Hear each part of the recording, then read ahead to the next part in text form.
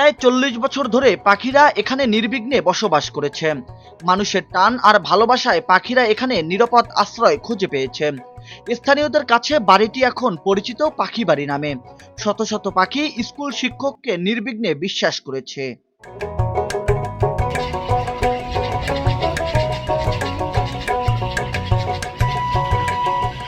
বলছি পটুয়াখালীর কলাপাড়া উপজেলার বালিয়াতলী ইউনিয়নের মুসল্লিয়াবাদ গ্রামের একটি বাড়ির কথা। এখন সেখানে পাখিদের স্বর্গরাজ্য। গাছপালায় ঘেরা বাড়িটিতে বছরের পর বছর ধরে হাজারো সাদা বক, পানকড়ি আর বাদুড়েরা বসবাস করে আসছে। এ বাড়ির মালিক মধুখালী মাধ্যমিক বিদ্যালয়ের সহকারী প্রধান শিক্ষক আক্তার হোসেন। আর জন্মের পর থেকেই আমি দেখি যে আমাদের এই পাখি আছে, দীর্ঘদিন ধরে এই পাখি আছে, সবসময় পাখি থাকে এবং আমরা পরিবারের সবাই এই পাখিকে লালন করি, পাখিকে ভালোবাসি। পাখির যাতে কোনো কষ্ট না হয় সেদিকে আমরা সবাই সচেষ্ট থাকি। পাখিদের সকালের শব্দ মন ভরে যায় যে কারো।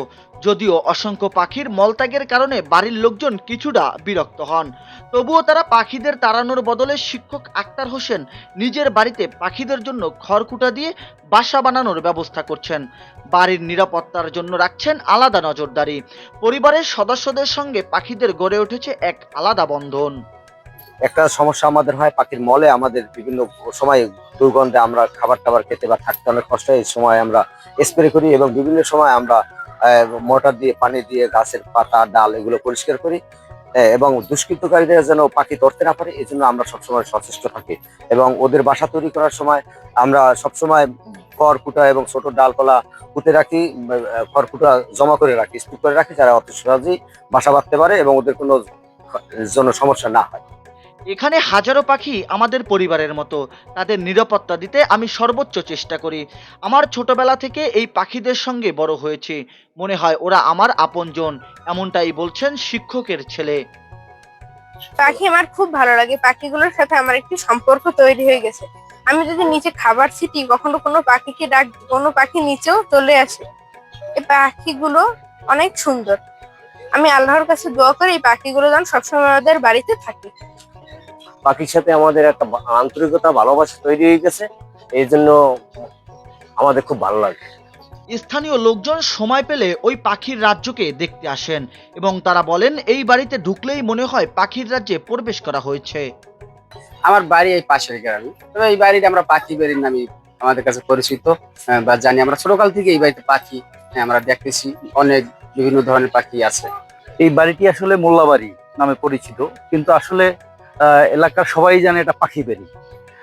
এখানে এই বাড়িতে এত পাখি, যে পাখি আসলে অসংখ্য পাখি, এখানে পাখি কাউকে ধরতে দেওয়া হয় না এবং আমরাও চেষ্টা করি, সবাই মিলে চেষ্টা করি যাতে যেন এই পাখি কেউ যদি ধরে না নিয়ে যায়।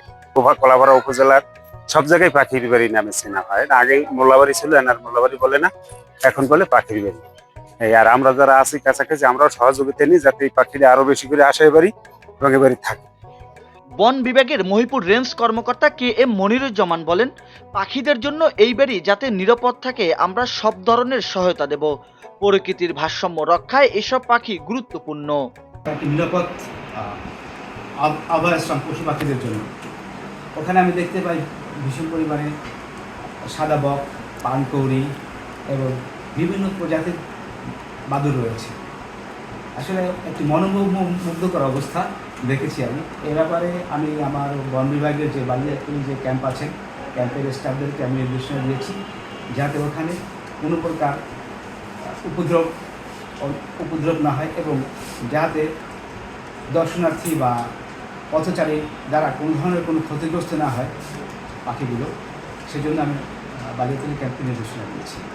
শিক্ষক আক্তার হোসেনের প্রত্যাশা সবাই যেন এগিয়ে আসে প্রকৃতির এই সম্পদ রক্ষায়, যাতে মানুষ আর পাখি একসঙ্গে বসবাস করতে পারে বহু বছর।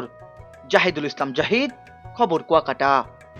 সত্যি কথা বলতে কি সগির ভাই, যাও যেমনই হোক, মাছ যদি ভালো চাও সাগর রশি জালে লাগাও। দেশেরা একটাই নাম সাগর রশি, তার নাম দেশেরা একটাই নাম সাগর রশি, তার নাম।